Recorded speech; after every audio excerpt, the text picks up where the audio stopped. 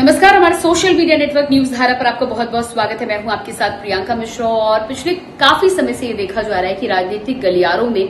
चुनाव आयोग और उसकी गड़बड़ियों को लेकर लंबे समय से शिकायतों का दौर चला आ रहा है। संसद में आरोप प्रत्यारोप भी देखने को मिला और उसके बाद तो कहीं न कहीं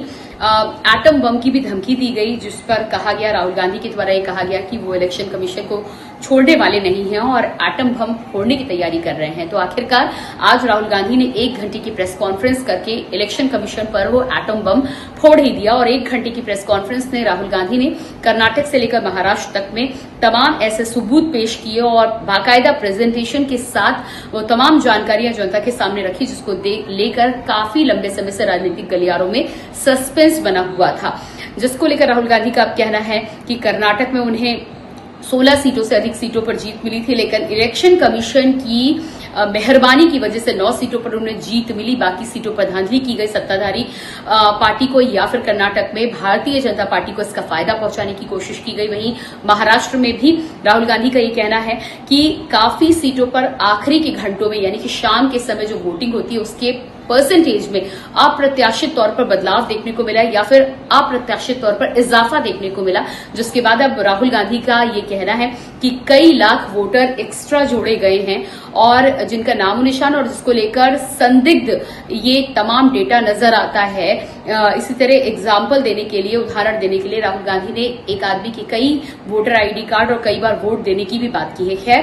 इस तरह की प्रेजेंटेशन जब की जाती है तो उसको तब तक सच या झूठ के तराजू पर नहीं तौला जा सकता जब तक बाकायदा इसकी जांच ना हो इलेक्शन कमीशन के साथ ही साथ अगर किसी और संस्था से भी इसकी जांच करानी है तो जब तक जांच का नतीजा निकलकर सामने नहीं आता तब तक सच या झूठ कहाँ है और कौन सच और कौन झूठ बोल रहा है इस पर पूरी तरह से भरोसा नहीं किया जा सकता। अपने अपने वोट बैंक को, अपनी अपनी जनता को अपनी तरफ खींचने के लिए इस तरह के इंसिडेंट लगातार होते हैं और इस तरह का प्रोपेगेंडा भी समय समय पर किया जाता है। इस पूरे मामले में साफ तौर पर यहाँ अगर हम कुछ ना कहें, यानी कि किसी के पक्ष या विपक्ष में ना रहें, तो अगर राहुल गांधी के पास वाकई में ये एटम बम आया है, ये सच की उन्हें चाबी मिली है या सच से भरा हुआ उन्हें घड़ा यहाँ पर मिला हुआ है, तो जिसको लेकर राहुल गांधी और कांग्रेस का ये भी कहना है कि अगर इन पन्नों को एक साथ रख दिया जाए तो ये पुलिंदा 7 फीट से भी ऊंचा होगा, यानी कि 7 फीट से भी ऊंचा इलेक्शन कमीशन के झूठ का पुलिंदा है, ये राहुल गांधी का कहना है। तो अगर झूठ का पुलिंदा इतना ही बड़ा है तो अभी तक महाराष्ट्र से लेकर कर्नाटक और किसी भी क्षेत्र में इलेक्शन कमीशन के खिलाफ या फिर चुनाव में धांधली को लेकर एक भी शिकायत क्यों नहीं दर्ज की गई, जिसको लेकर बार बार जब इस बात को लेकर कांग्रेस की तरफ से सवाल किया जाता है तो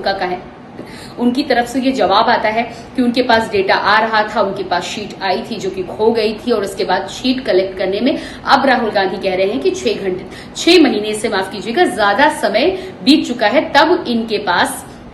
उनके पास ये डेटा कलेक्ट हुआ है और अब उनके पास 100% प्रूफ है कि चुनाव में धांधली की गई है। इस पर चुनाव आयोग और इलेक्शन कमीशन की तरफ से भी ये बयान आ चुका है कि अगर राहुल गांधी ने इस तरह की प्रेजेंटेशन या इस तरह के सबूत वो रख रहे हैं तो उन्हें जल्द से जल्द इस पर लिखित शिकायत देनी चाहिए ताकि चुनाव आयोग इस पर पुख्ता तौर पर जांच कर सके और जांच करने के बाद इस पर दूध का दूध और पानी का पानी निकलकर सामने आ सके और जनता के सामने भी आप जो सच्चाई बताना चाह रहे हैं, जनता अब समझदार है। केवल आपकी प्रेजेंटेशन के आधार पर जनता के दिमाग में सवाल तो पैदा हो सकता है, लेकिन जनता किसी पर भरोसा या किसी के भरोसे पर इनकार तुरंत नहीं कर सकते। अब इस बात का इंतजार करना बेहद जरूरी है कि अगर शिकायत की जाती है, सबसे पहले तो शिकायत के लिए पत्र दिया जाता है या नहीं और कितनी जल्दी दिया जाता है। होना तो ये चाहिए था कि आज की प्रेस कॉन्फ्रेंस के साथ ही कांग्रेस पार्टी को, अगर कांग्रेस पार्टी के पास 100% प्रूफ है तो ये शिकायत तत्काल प्रभाव से दे दी जानी चाहिए थी ताकि जल्द से जल्द इसका नतीजा निकलकर सामने आता। जाहिर सी बात है कि कांग्रेस पार्टी को अभी ये भी लगना चाहिए कि अगर शिकायत दी जाएगी तो क्या वाकई में शिकायत के बाद उसको जांच प्रॉपरली समय पर की जाएगी, क्या जांच निकलकर उसका नतीजा निकलकर सामने आएगा, कहीं ऐसा तो नहीं कि इसे टाला जाएगा। तो ऐसे में फिर कांग्रेस पार्टी के द्वारा ही अगर इस तरह की ढिलाई की जाएगी तो फिर आप सच की उम्मीद समय पर कैसे कर सकते हैं। दूसरी बात यह है कि जब आपको खुद इस बात की जानकारी है और आप ये खुद कह रहे हैं कि अलग अलग जगहों पर इस तरह के डेटा में छेड़छाड़ की गई है, गड़बड़ियां की गई हैं, तो फिर बिहार में एसआईआर को लेकर ये हंगामा क्यों? आप खुद जान रहे हैं कि परेशानी कहाँ है, जड़ें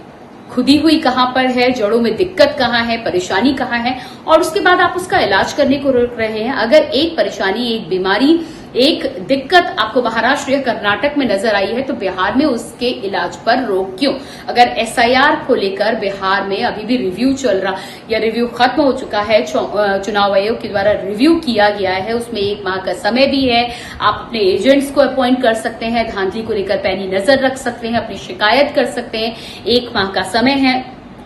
वोटर आईडी में नाम कटना हो, हटवाना हो, बढ़ाना हो, वो तमाम अधिकार आपके पास अभी हैं। आप पेपर वर्क के द्वारा इन तमाम चीजों को करा सकते हैं, और अगर कोई नहीं करे तो उसकी शिकायत कर सकते हैं, और उसके बाद फिर आपके पास इस तरह के प्रेजेंटेशन के साथ जनता के सामने सच या झूठ रखने का मौका तो हमेशा उपलब्ध रहता है। तो फिर इस तरह की गड़बड़ियां और इस तरह की चूक कैसे की जा सकती है? ऐसे में जाहिर सी बात है कि विरोधाभासी सवाल यहां पर एक दूसरे को क्लैश करते हुए नजर आते हैं कि एक तरफ शिकायत की जा रही है, दूसरी तरफ आपको रिव्यू भी नहीं कराना है। आप बार बार इस बात का रोना रो रहे हैं कि इलेक्शन कमीशन में आपको इलेक्ट्रॉनिक डेटा नहीं दिया, आप उस डेटा को फिल्टर नहीं कर सकते, अलग अलग उसको आप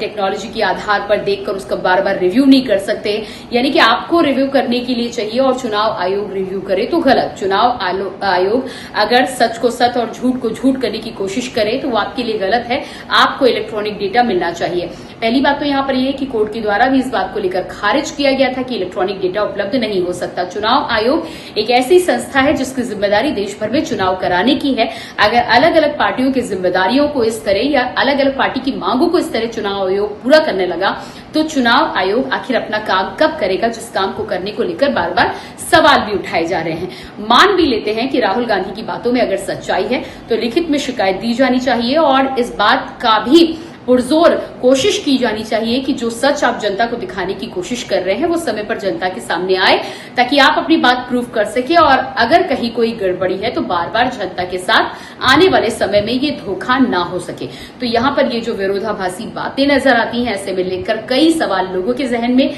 जनता के जहन में भी निकलकर सामने आते हैं। अब देखना ही होगा कि कांग्रेस के द्वारा कितनी जल्दी इस बात को लेकर शिकायत की जाती है और शिकायत के बाद क्या कुछ निकलकर सामने आता है।